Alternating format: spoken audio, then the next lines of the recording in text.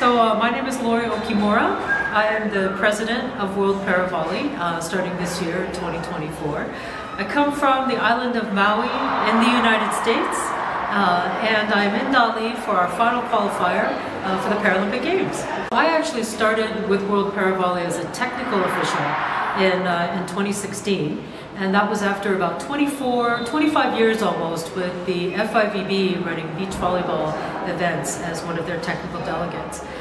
During that time, I was also the president of USA Volleyball and the chairman of the board. Was on the board for 7 years, and 5 of that served as the president and chair. And my background actually comes from the sport. I've almost had every job in volleyball over the last 32, now 33 years, coming up on 33 years. I started in sporting goods manufacturing and also media relations, working in collegiate sports information in the United States, moving on to media relations for lots of different sports, not just volleyball, but also including water polo and a couple of other, just a sports fan, just for the most part. And what led me to World ParaVolley was, as the board chair and president of USA Volleyball, we took a decision to be very inclusive in the United States and bring the sitting volleyball teams into the same federation as standing volleyball and beach volleyball, snow volleyball. And so it was really a good opportunity for me to take what was only really an interest in sport for people with disabilities and turn that into the last part of my career now. During my time at USA Volleyball, as a volunteer to their board, we won several gold medals in beach volleyball. We won medals in indoor volleyball, and the women's sitting volleyball team won gold medals, silver medals, all the medals, really every color, during their time. And really what that signals is you have to make a commitment, right, to providing the resources, providing the tools that our athletes need. I myself am not a high-performance athlete, but I've been working behind the scenes in sport on the business side. Right? As a young child, when I was in high school, I suffered an injury after an accident and could not continue to play volleyball anymore.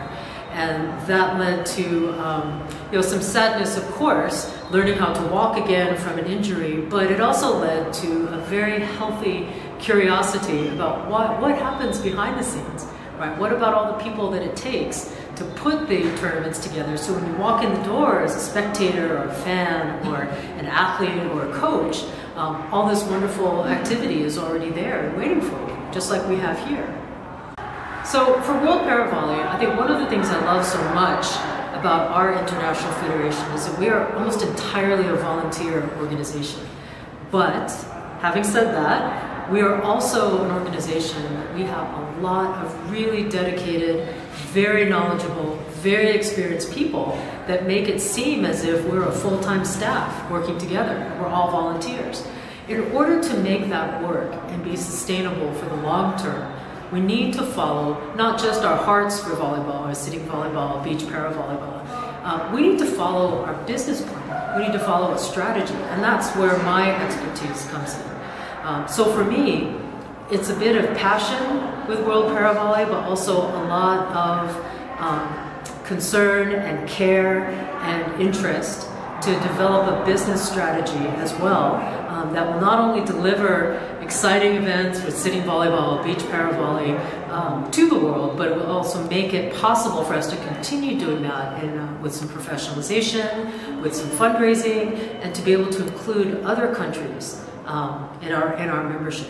Events are one of our most important assets. I think our #1 asset are our athletes and our nations. But then providing events for them to participate in, for us to be able to share what sitting volleyball and beach paravolley are all about, that becomes a very important part of our federation moving forward.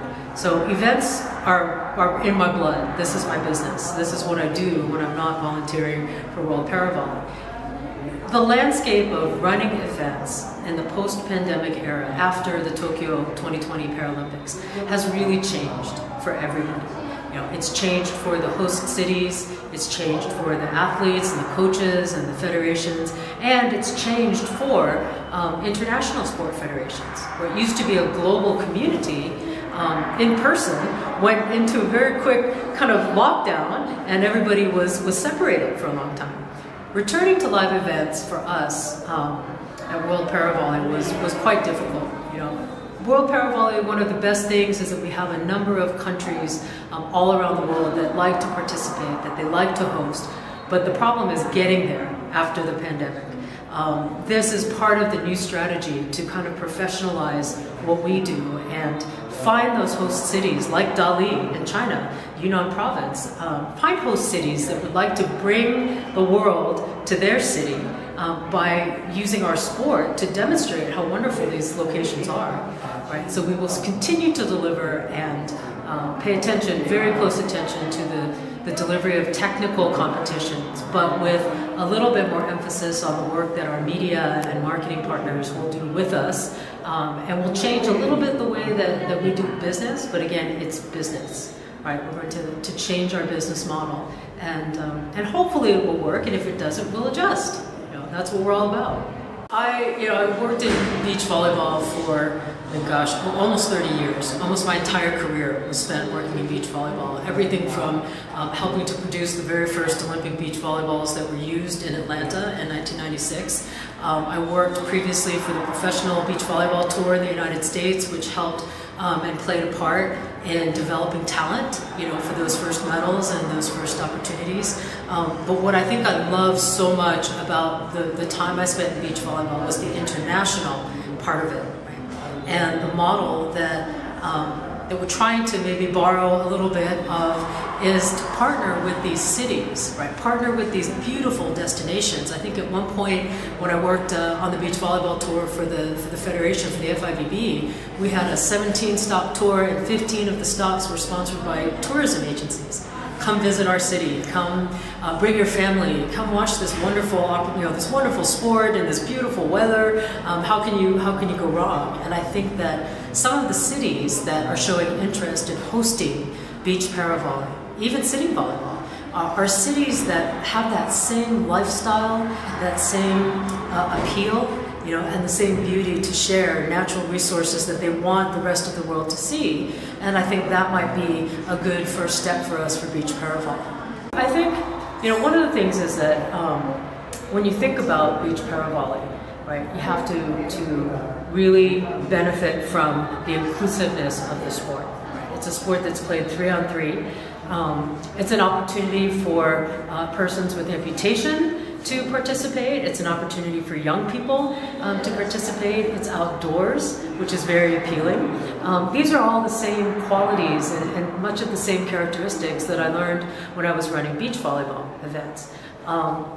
The other thing I think is really special about beach paravolley is it offers an opportunity for a country that has athletes that maybe with a disability that want to try different sports, right? They can try wheelchair basketball, they can try goalball, and then they can come to the beach and try beach paravolley. So it offers that opportunity.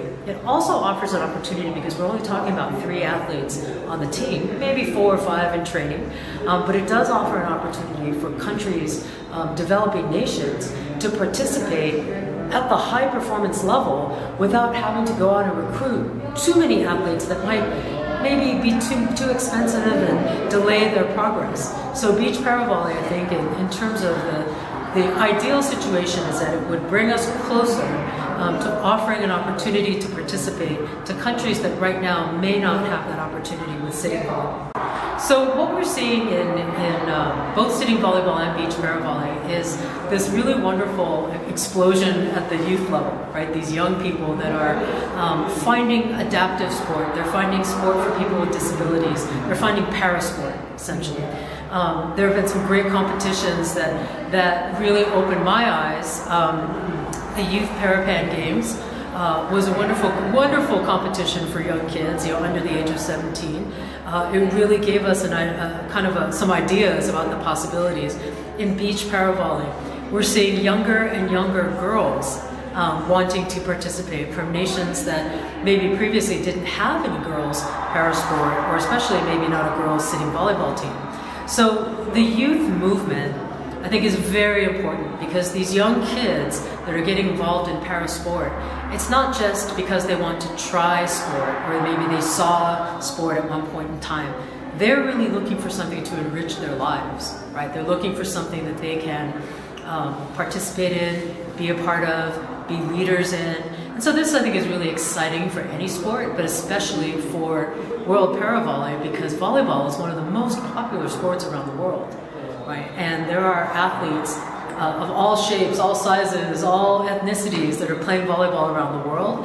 And now we're seeing more and more of them at a younger age come to World ParaVolley. The opportunities for women in international sport are actually much greater than some people may think, right? So 75% of women who participate in sport in their lives when they grow up end up managing, being part of business, being heads of federations. I'm the first female president of World ParaVolley, and I'm very proud of that fact.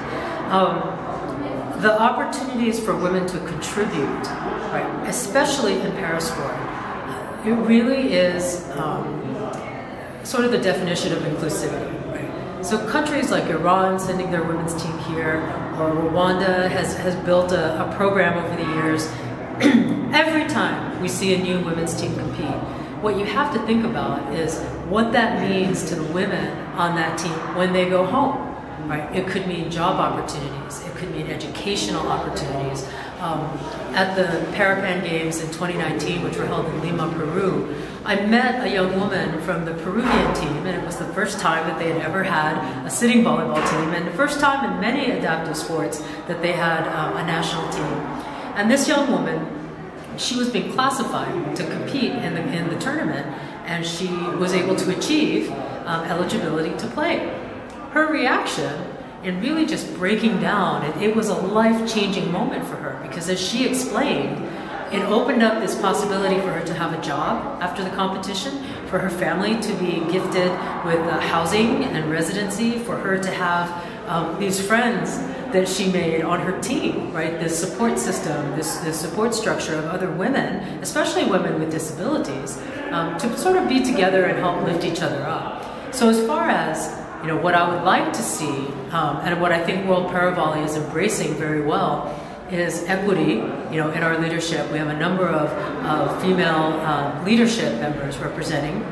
I think the athletes, especially the female athletes of World ParaVolley, have really dedicated themselves to sharing their stories, right? Sharing their struggles and their challenges, but also their triumphs.